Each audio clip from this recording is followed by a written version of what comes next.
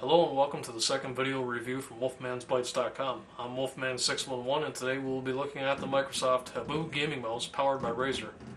For those of you wondering what exactly powered by Razer means, it means that Microsoft had control over the look and feel of the mouse and Razer took care of the internals along with the mouse driver itself. As you can see, you're looking at the mouse right now in a fairly dark room and you essentially have two LED lights, one under the mouse wheel and one that's in a light pipe that goes around the outer edge of the mouse. Both of these lights can be controlled within inside the mouse driver itself as well. Okay, now we have some lights on. You can get a better look at the mouse. First thing I want to look at is going to be the buttons on the mouse. This mouse comes with 7 buttons. And I'll try and point those out to you here now. On the side of the mouse, which these are hard to see, you have 2 thumb buttons. Again, all the mouse buttons on this mouse are fully programmable. And you handle all that with inside the mouse driver. So anyway, you got 2 thumb buttons you can access here on the side, left-hand side of the mouse. And then you have your 2 big buttons here. This is your right click and your left click. These 2 buttons here above the scroll wheel are both under default conditions. They're your mouse sensitivity. Either turn the sensitivity up or turn the sensitivity down of the mouse movement itself. On the scroll wheel, of course, when you push that, you have your scroll wheel button. And that's essentially it. That's your 7 buttons that you have access to. Now, really, I think the mouse only has 5 buttons because, for the most part, you don't want to change the default functions of the 2 sensitivity buttons. You want to keep those sensitivity buttons working pretty much in any first-person shooter game that I've seen. And that's the way you want to leave them. What I think they could have done with this mouse was to give the user a bit more in terms of options. Was they should have made the mouse so the mouse wheel here tilts either left or right. Some of the Logitech mice do this, and they could have put 2 more buttons in that. So when you tilt the wheel left, you get access to one button. When you tilt it right, you get access to the other button. The other place they could have put more buttons with the mouse, or actually on the mouse, would have been here on this side. There's nothing here at all, and they could have put 2 more buttons there. So if they would have added that, that would have put 4 more buttons on the mouse that you could do, whatever you want with. While on the topic of the mouse buttons, when you buy this mouse, you get this little thing right here. And again, you can see that. Now what this is this can replace this button here on the side of the mouse. And the reason why I might want to do that is if I can get them both here in the camera shot, the buttons in this hand here are smaller than the ones that are installed on the mouse right now. The ones on the mouse are bigger. So depending on what you like, you have an option here as to what set of buttons you're going to use. Now the way to change the buttons is you flip the mouse over, and I don't know if you can see it or not. I'm trying to get this into the light. But essentially where my finger is here, right here, there's a square button. If you push that button, you'll see the thumb button just ejected basically to the side of the mouse. So now you can take that thumb button out and then put the other one in. There's a little tab here on the corner right here. You stick that tab inside, put the button in, push down firmly until you hear the snapping sound. Make sure you don't push too hard, you snap the thing in half.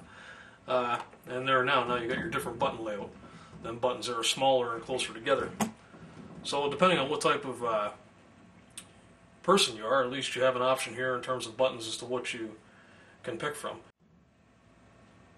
The one thing I like about this mouse is the actual the control you have in terms of the movement. There's several ways. Like I was saying before, you have your sensitivity buttons here above the scroll wheel that you can access and make the mouse super sensitive or not so sensitive. Or you can go into the mouse driver, and in there you have there's several different options that you can control the mouse. So you can control the X-axis and only have that be so sensitive. Then you can separate the Y-axis and have that as well be more sensitive or not so sensitive.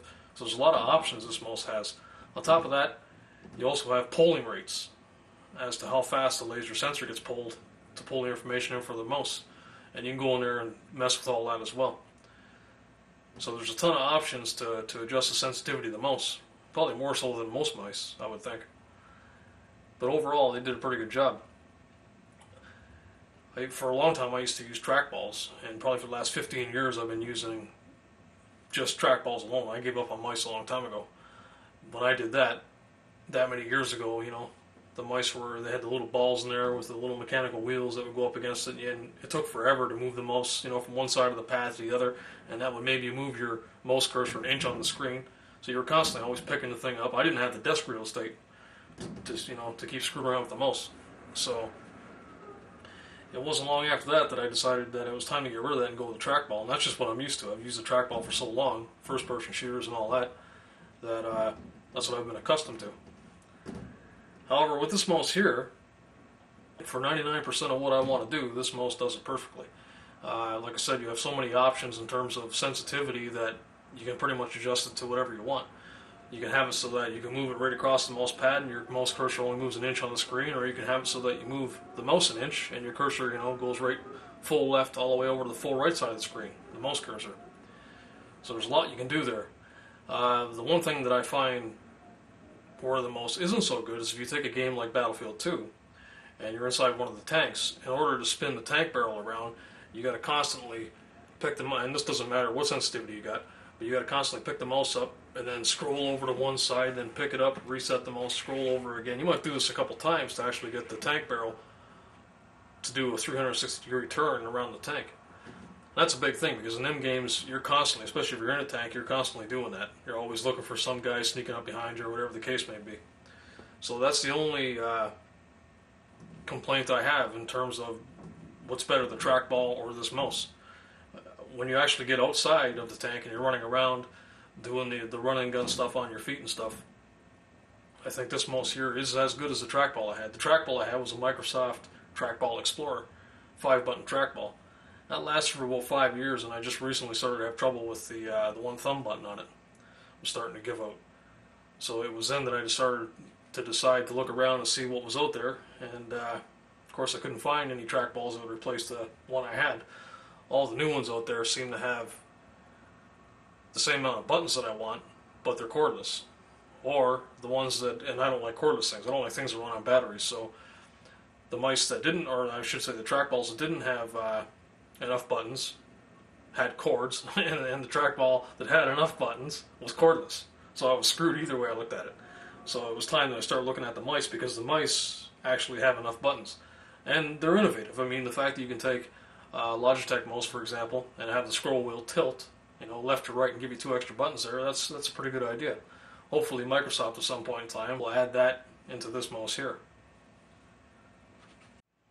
What I should talk about now is the actual feel of the mouse, and that's where this mouse, I really like this mouse a lot, because the buttons you see here, the left and right button, they have a rubber coating on there that makes them, they're super smooth to touch. But on the same hand, there's enough traction there where your fingers ain't going to be sliding all over the place. So that was pretty innovative that they stuck that on there. Only problem is that these 2 buttons here, the left and right, are the only 2 buttons that have that coating. Thumb buttons are your standard plastic buttons. The sensitivity buttons are both the same thing, they're your plastic buttons.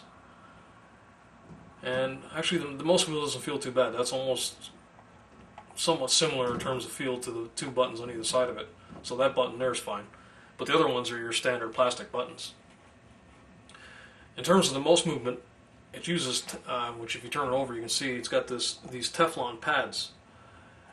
And them pads on a mouse pad, on this surface here, even here it slides around pretty smooth, but on a mouse pad it's really smooth. And there's no noise at all, it's quiet. In conclusion, you really can't go wrong with this mouse. As I have stated here, it's not perfect by any means, but it's a pretty slick mouse. For the most part, that works really well. At the time of this video review, you could purchase the Microsoft Habu gaming mouse, powered by Razer, for about $60 US. To see the detailed text review of the Microsoft Habu gaming mouse, please visit my website. If you have any comments or questions about my reviews, please visit the forums on the website and let me know what's on your mind. Once again, thank you for watching, and until next time, this is Wolfman611, signing out.